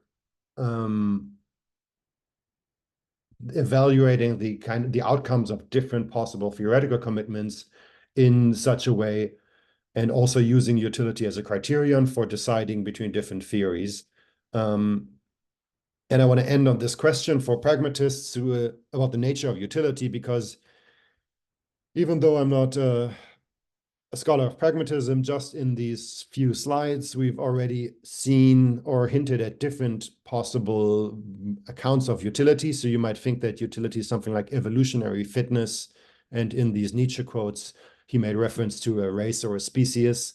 Then you get into all the usual debates about the target of fitness. Is it about genes or memes, or is there some mechanism of group selection and so on? You might also think about utility as explanatory power for science, and there are certain flavors within analytic philosophy broadly construed that rely on science as a in different ways, none of which are entirely without philosophical dangers. But Rorty does something like this when he says, for example, that if you follow Coin and Sellers, it doesn't mean that you have to reject raw fields completely. And he lumps in a bunch of other stuff like innate ideas, a priori concepts with sense data, and so on. He thinks that we can allow these concepts if they are helpful for a causal explanation of human behavior. So that's basically a reference to science. But he says what we cannot do is to take them as the premises from which our knowledge of other entities is normally inferred. So he's denying a specific epistemological status to these concepts, but he's allowing that they might have a scientific status. And the version of utility that I favor is utility as my own enjoyment with Stirner. And I think that there are some ways in which all three of these different options ultimately depend on my acquiescence, because the way that we negotiate our understanding of scientific explanation, both in terms of evolution or in general, also require us as thinking subjects to ultimately commit, subscribe, or acquiesce to certain ideas and their truth, and whatever criteria we use to make those decisions, again, depend on the notion of truth that we're using. So I think that using my own, if you think that utility is a criterion of truth and you want to cash out utility in terms of evolutionary fitness or in terms of scientific explanation, you might end up with the infinite regress. And I think that Stirner's personal enjoyment and the idea that you consume truth, if you desire so, doesn't fall prey to the same kind of problem. And that's it from my slides. Thank you very much. Thank you, Tim, for that very interesting, very dynamic lecture on the idea of truth in Stirner and pragmatism. We have time for questions. I have a question. I'll just start it off and then we'll get the ball rolling, okay? Or maybe it's a thought. Sure, There's so much thanks. in there, so I can only really just talk about one small thing. And the idea is this. It's one thing to talk about the use of language and the designation of objects using names or words, like that is a tree, that is a tree, that is a red tree, that's a brown tree, you know, that is the tree. There's a certain semantics of that way of using language and discussion of that language and analytic philosophy. The question is Stirner doing that when he talks about names and the unique one, or is he talking more on this horizontal level between other subjects?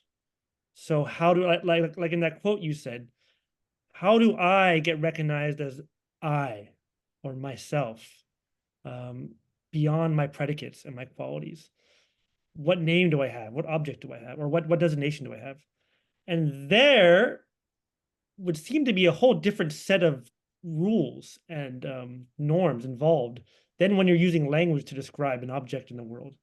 And this is what Marx picks up on in the German ideology. He particularly says, you know, Stirner doesn't know how language used.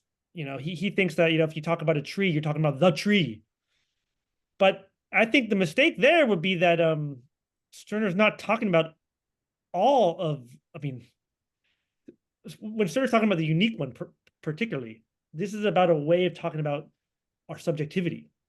And that's a different way of recognition. It's a different kind of recognition of what is being recognized in that.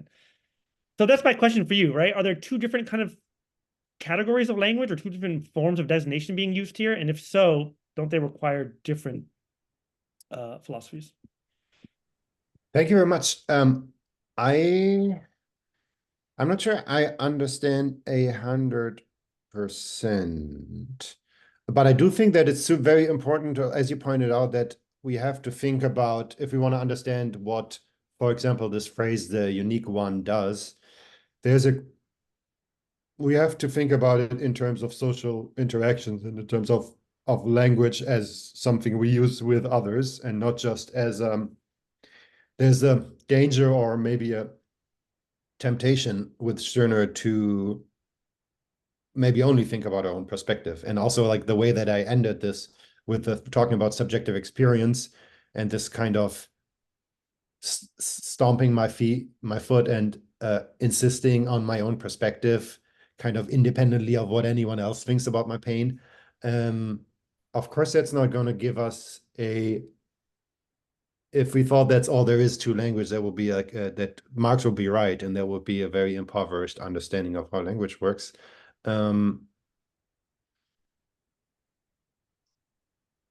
I think I thought of something. I'm not sure that's actually an answer to your question, but one of the weird things that went wrong. So if we want to understand what Stirner is doing, maybe it's helpful to look at the discussions that he had with his contemporaries, and some of them are friends. But it's weird, right, to think that we're trying to understand what Stirner meant. And I mean, I feel like it's not super. We are in a weird position because it seems, at least to me, that everyone in the 1840s had a very difficult time understanding Stirner. And it seems also that he felt misunderstood when you look at Stirner's critics by his contemporaries. And one of the ways in which many people misunderstood him, and then also later, also in the 20th century, is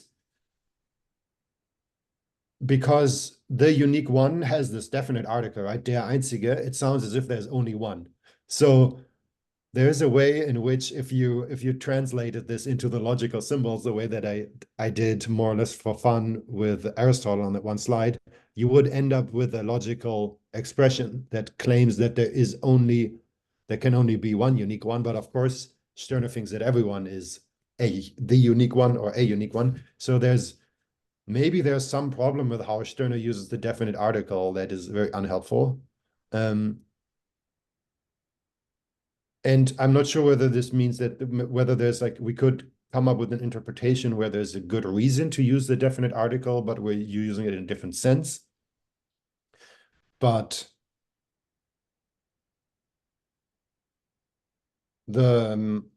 I mean, in order for the unique one to become useful in a social setting in the way that you basically put the challenge that Stirner's account of language should function as a way for actual people to talk to each other, right? Not just as something that he develops as this theoretical view. That is interesting because it seems to have failed with his most immediate interlocutors. So the other philosophers who responded to him, that conversation didn't really go very well. And I'm not sure how to. Sorry, I don't have an answer to your actual question about whether there are two different kinds of language involved in Stirner, but I'm realizing that this is there's more to think about there. So thank you very much. I'll try to work on this more. Yes, let's try to understand each other a bit more. Two questions. First, Adam, and then Wayne. Yeah, thank you, and thanks so much, Elmo. It's fantastic to finally see sort of this confluence of pragmatism, especially given the pragmatism of Rorty, especially the American pragmatism, does draw from a similar kind of Hegelian problem. And I kind of wanted to ask particularly not about the Hegelian stuff, but particularly about one of the aspects of Rorty, which is his theory of irony. And I want to ask particularly about irony in relationship to Stirner, because there's a sense in which that when Stirner invokes, as you said, invokes the body, he's doing that to kind of not invoke a pragmatics of language in a way, but against language, because language has a kind of inherent limitation to it. The map is not the territory. And this is quite similar to a lot of the debates you get in the Hegelians, because the opening shot of the phenomenology of spirit is that language is always universals, it cannot subsume the particular. And I just wanted to ask, to what extent is Stirner sort of invoking a kind of ironic relationship to language, and would that map onto anything that Rorty talks about when he talks about the Ionist? When I don't think he mentioned Stirner, I'm not sure, but it's mostly, I think, Kierkegaard and Nietzsche. And to that extent, is Stirnerian pragmatics in a way a kind of critique, an imminent critique of language?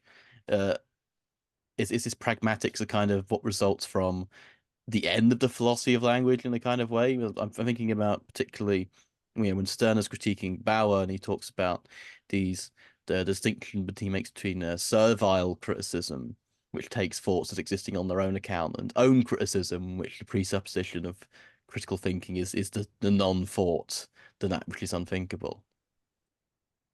Thank you so much. That's super interesting. I feel like there are at least 4 or 5 things in there, and some of them I also already know that I can't answer, so I don't really know Rorty on irony. And also, I think that sounds like a super interesting question. But the topic of irony in Stirner is also something that I think is interesting, but I don't really have anything robust to say about it right now. I just know that it's kind of a problem because, especially I think, and maybe we'll talk about this tomorrow, like in the first half of the book, there's this question about the whole historical arc in the first half of the book, there's a parallel between the developmental stages in a human life and the stages of the history of civilization or something like that. And the question is what role exactly irony plays in that, and that will like change whether we think he's the last Hegelian or not, or what exactly that last means. So I think that's a fantastic question. It's also, I mean, especially if I want to talk about language specifically in Stirner, not thinking about the irony is a big blind spot. So that's something I'd be interested in thinking about more in the future.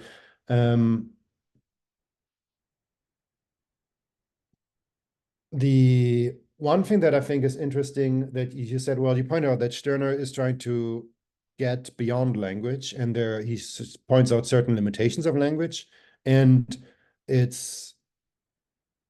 I don't think it's identical to, but I think it's allied to a certain critique of the function that languages had in philosophy. And I think in that way, actually, Stirner and Rorty might be similar in that they are attacking a philosophical orthodoxy at their time, which treats language as more of an autonomous and kind of, not literally, but almost self-sufficient phenomenon that is kind of stable, and we can study it as if we stand over and against it. And for both Stirner and for Rorty, it seems that language becomes more just something that we do. Not sure whether that was helpful. No, I think tying them to critique of representation is absolutely the best way to go in that direction. I want to make a quick mention that there was an article on Stirner and Rorty on irony in the 2008 Stirner Jahrbuch, which is like the Stirner archive in Germany. It's in German. I can't find it online, but already they were talking about the same idea there a little bit. So it could be good to follow up on. I'll put the name of the author in the chat. We're gonna move on to Wayne. I have to dip out soon. Thank you very much. But Cal will take over once I leave. Go for it, Wayne. Yeah, look, that was a great presentation. Thanks. And you'll have to forgive me if I refer to my notes. It's very late over here, and I'm at the limits of my capacity to think in the early hours of the morning. I just wanted to say, just again picking up on the thread around naming, and just 2 things I just wanted to put out there, and if they're useful to you, they're useful to you, I think. One is just offhand, when you were talking about bracketing out this idea of alternate possible worlds, and then this concept of the singularity of the Einziger, I think rather than bracketing that out, I think it might be useful to bring that back in. Because when you talk about the singularity of the Einziger in a particular possible world, as opposed to the potentiality of other Einzigers in worlds that may or may not be, right? I think that's a useful way of approaching both the singularity of the unique and the idea that there may be others. And on a related note, which might again be useful, might not, I noticed that you tended not to speak about property. And I think bringing in Stirner's notion of property here might be useful as well when we talk about pragmatism in relation to Stirner's thought. More so than maybe utility on the surface of things. That what for some might be utility is for Stirner property. You know, that which can be named is property. That which can't be named might be another Einziger. Yeah, I don't know if that's useful to you. That's really all I wanted to put out there. But yeah, if you want to respond to that, you can. If not, that's fine. Thank you very much. Both of those are very interesting, and you're absolutely right that I didn't talk about property. I focus on quotes that talk about like consumption. And I do think that the way that Stirner uses this idea of consuming himself and consuming life and also consuming potatoes and thoughts and truths is, I think that's very close to his notion of property. One thing that is interesting is that in German, when we say property in English, it sounds like there might be a very direct bridge between Stirner's property as in the title of the book and a property of something as in something that we predicate of Aristotle, the property of being the teacher of Alexander, but in German those would be Eigentum and Eigenschaft, and they're two different things. So I'm not sure what to make of that spontaneously, but both of those sound very interesting. Thank you. All right, I give it to Cal from now on. Yeah, I was going to also like kind of add on a little bit to Jacob's question to you, but then Wayne bringing in property kind of started to go in the direction that I was going to go in, which is I was wondering if we can think about a kind of like two different like systems of language or two different ways in which language operates based upon the unique property distinction, because there seems to be a way that we can like say things with more positive content about the property that we have, or about the way in which like things exist in relation to me as my property, where we don't really have that same ability with myself or you as a unique. But then I also wanted to kind of raise the question of like, how does this complicate almost like an ontological picture of how language is working? Because it would be very tempting to say that, well, we can then like, you know, say things about like the world in a positive way that's like true because it's all property as it's like intelligible and identical to me. But then also he complicates this picture by bringing in the fact that we can recognize other things also as unique, not just people. So that's kind of the whole mass of the thing I was gonna do. So make of that what you will. Thank you very much. I mean,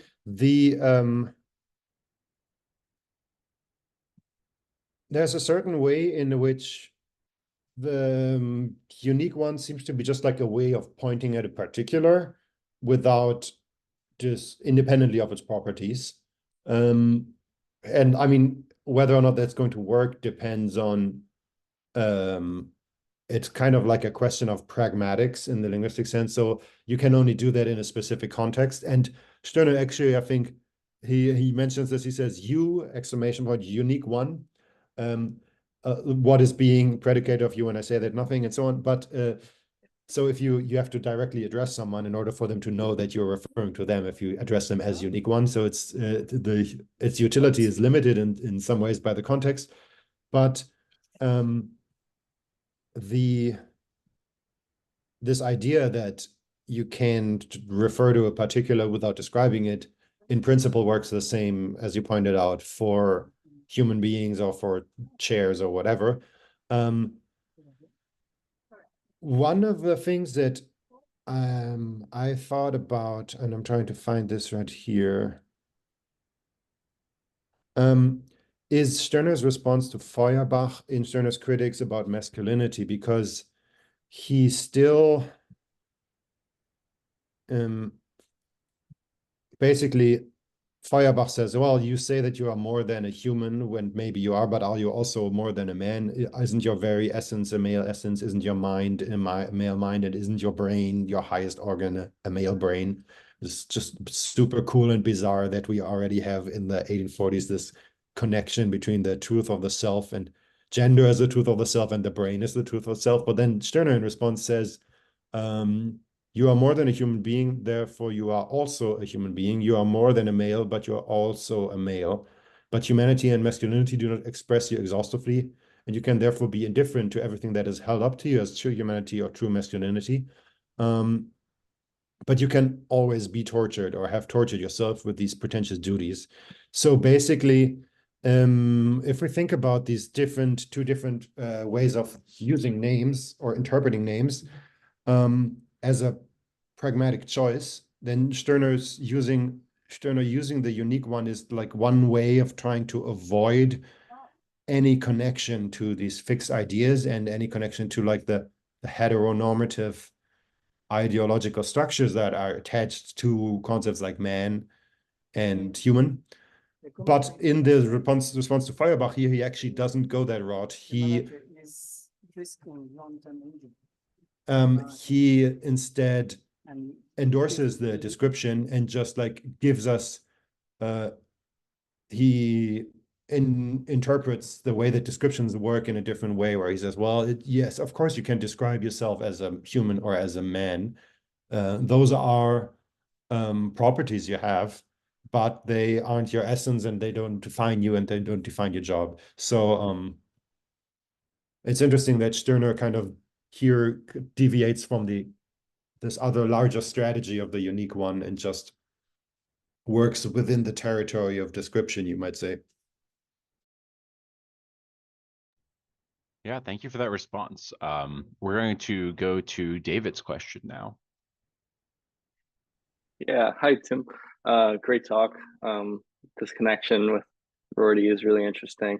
And kind of fortuitous because I've recently been getting more into Rorty. I think you're completely right, and both share this anti-representationalist view. Like Rorty says, this appearance reality distinction should just be dropped in favor more and less useful. One thing I wanted to point out is later on in its work, it's called Truth and Progress. Kind of, I don't know if he completely drops this view of like truth is what you're kind of allowed to say, but he says even if we acknowledge or presuppose, right, that truth is absolute, it's precisely for that reason that it's indefinable, right? Because we can only talk about things that are relative, which just is justification. Did my mic go out? Okay, that's weird. I thought it did. Yeah, no, I heard all of that. Thank you very much. Yeah, but the one thing I wanted to ask, just with all of that in mind, is that Rorty seems to still be attached to some kind of notion of social progress. And it's, you know, at one point he's like, oh, it's just a hope that we make things a little bit better for the next generation. But then with Stirner, I'm like, well, why should that even matter other than just the kind of enjoyment of life that you talked about? So I kind of wonder here, is that notion, especially like the social aspect of Rorty, is that incompatible with Stirner? Or should we view Stirner as actually radicalizing? I mean, you mentioned radicalizing Rorty, but then there's this kind of tension here, especially with the kind of social, kind of progressive view of Rorty. Yeah, that's very interesting, and I don't know enough about Rorty's politics to have a good answer for that. From the vibes that I've been getting, I think that Rorty sounds maybe too optimistic about our ability to just all agree to be nice to each other. But I definitely think that it might be interesting to read the two together. But just in terms of the way we think about language and justification, probably, I think that, I mean, the way that I've presented this is just that Stirner poses like a challenge to Rorty, but in what you said and also what Jacob said earlier, I think it's becoming more clear to me that Rorty's account of language, or in general accounts of language that emphasize the social, might also be a useful way to kind of sound out some of the weaknesses or some of the like blind spots of Stirner's account of language. So I'm excited to think more about this in the future. Thank you. Good. We're going to have the anonymous Zoom user ask their question now.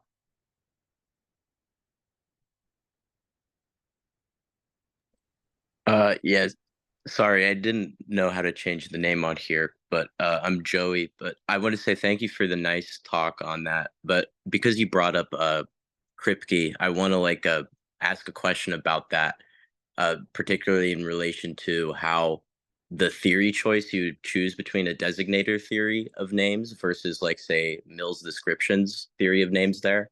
Like for like Kripke, whenever he talks about a rigid designator picking out a proper name across like all possible worlds, that seems to be like a very particular way of like looking at names or like languages that seems like very incompatible with like a description theory of names, where you essentially are picking out a referent that is that bundle of like predicates.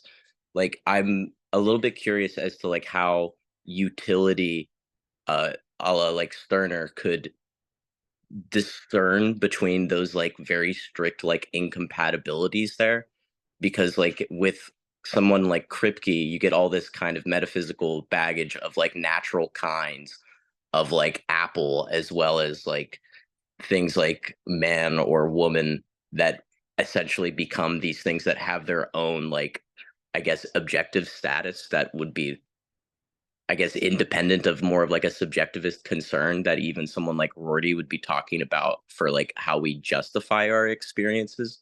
I just like want to understand better like how Stirner fits into that conversation in analytic philosophy and pragmatism. Thank you. Thank you very much. Yeah, I think that's a great point. And part of I said this sort of very casually, that I want to bracket this whole stuff about possible worlds. And now I'm beginning to think that maybe, I mean, I do think that it's useful, maybe just in terms of explaining what Stirner is doing, to say that the unique ones is like a pure reference or like a rigid designator. But I also think you're right to point out that like if we say rigid designator, or we couch this in terms of Kripke's view, then we get all this metaphysical baggage that is probably not really helpful. The way, so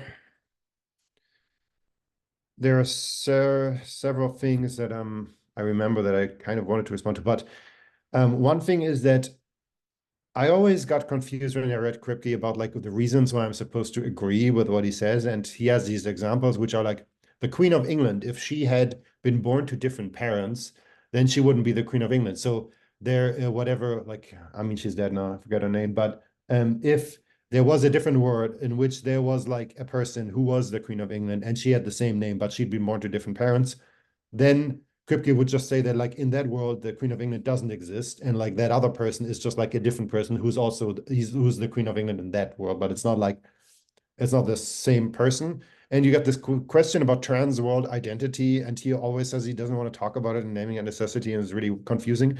But he does the same thing with like a table. He says, if this table had been made from a different pile of wood than from the pile of wood it was made of, it would be not the same table.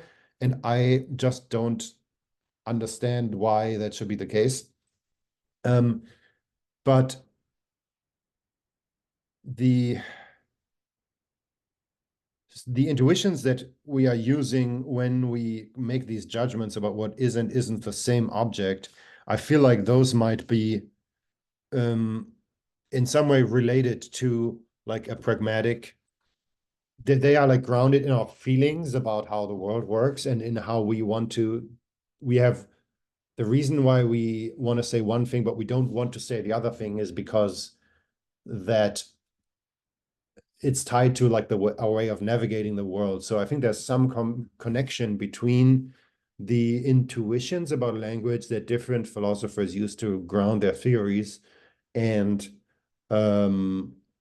some notion of utility. Maybe there might be a different word and better word than utility, but I do think that ultimately these things are responsive to and are justified by like specific human stances towards the world, and these stances are have like practical valence. You're oriented towards the world in a way that is determined by the kinds of things you want to do, and the way you would talk about the ways in which you want to and the ways in which you don't want to talk about the world also have to be coordinated with the kinds of projects that you're trying to carry out. So I mean, I haven't thought this through, but I feel like there might be a way to try to, if we're trying to make a clearer connection or to like hook up these two different problem spaces, then maybe the intuitions might be one way of getting at that. Thank you so much for your question.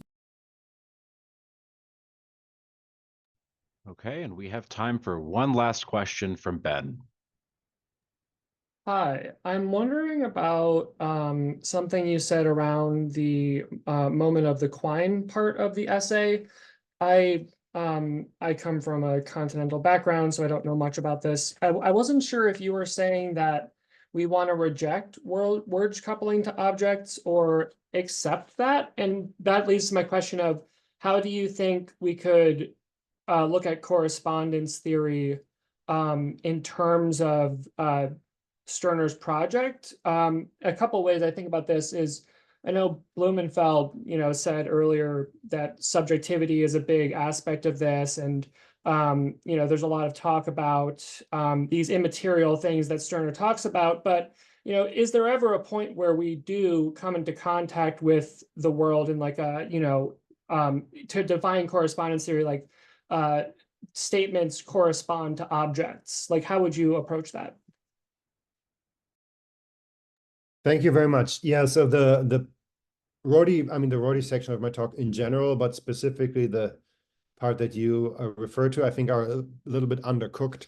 But basically what I was trying to find these situations in which Rorty endorses one philosopher over another for reasons that don't seem to be pragmatic, and find situations in which we might think about this choice differently from a pragmatic perspective. And what he says about Quine and the way that language hooks up to the world isn't that he's not making like a positive claim about any like lack of this hooking up. He just says that this philosophical endeavor and this conversation where we try to figure out how it is that language hooks up to the world is something that we can stop doing if we make certain other moves downstream. So like if we follow Quine and Davidson and they create certain problems for like specific ways of speaking, which is like for example, the distinction between facts and language. So in the classical empiricists, you would have the idea that there are just facts out there that you can like go and see, and then you will know that that's the case. And then the language allows us to connect these facts in various ways and like deduce further things from them. But there was this something like a distinction between in the basic building blocks of how they think our knowledge is made between like ideas or sense data or like facts in the world, and then the further linguistic structures that we can use to connect them logically. And if you think that really doesn't really work, then that makes it very difficult to have this conversation about how language hooks up to the world. So Rorty is just trying to get intellectuals, philosophers away from this conversation that they're having. So one way to think about this is as therapeutic. There's like things that Wittgenstein says and ways of reading Wittgenstein that say that he's not trying to solve any philosophical problems. He's trying to therapize people so that they will stop being obsessed with these intractable problems and like these unfruitful debates. So what Rorty's trying to do for these questions about how language relates to the world is, I think, kind of offering some kind of therapy. but I'm not sure whether we should drink his medicine, basically. So I want a more explicit pragmatist question about what the pros and cons would be of like not having that debate anymore. And I think it's important that we don't treat I think like I feel like this a little bit about Kripke, but also about Quine, is that if you look at philosophy, zooming out at like, oh, philosophy in the 20th century or something, all the theories and all the different views have like arguments in their favor. And it's very hard. I mean, some people are convinced that one of them is right and the other ones are wrong, but like there are people for all of those. So it's not like there's some independent way of deciding which of these are true. So I think it's dangerous to just hold on to some of them and then like just deduce all the consequences and roll with it. And I think that like radicalized pragmatism can at least give us like a different way of assessing the outcomes, so that when you have like, oh, if Quine is right, then this conversation doesn't make sense anymore.